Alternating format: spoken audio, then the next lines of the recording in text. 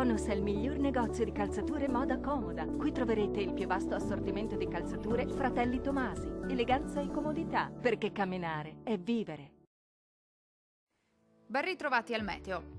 La giornata di mercoledì 10 ottobre sarà in prevalenza stabile sulle nostre regioni, ma vediamo il dettaglio.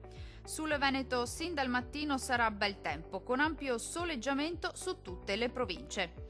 Il cielo si presenterà sereno o al massimo con qualche velatura sparsa. Non sono attesi fenomeni degni di nota, salvo per isolati piovaschi sulle aree del Garda.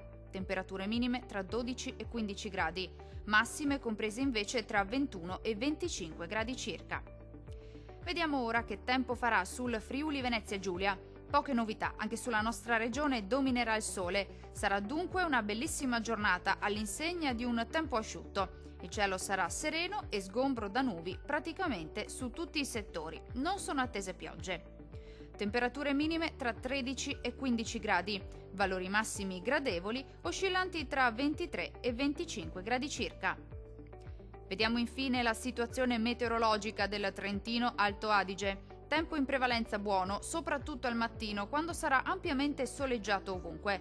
Dal pomeriggio non si esclude qualche occasionale piovasco sui settori meridionali della nostra regione, ma migliorerà entro la nottata.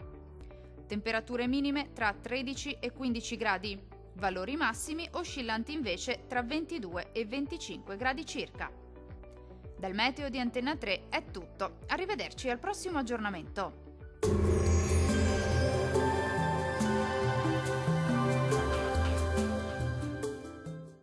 Tonus è il miglior negozio di calzature moda comoda. Qui troverete il più vasto assortimento di calzature Fratelli Tomasi, eleganza e comodità, perché camminare è vivere.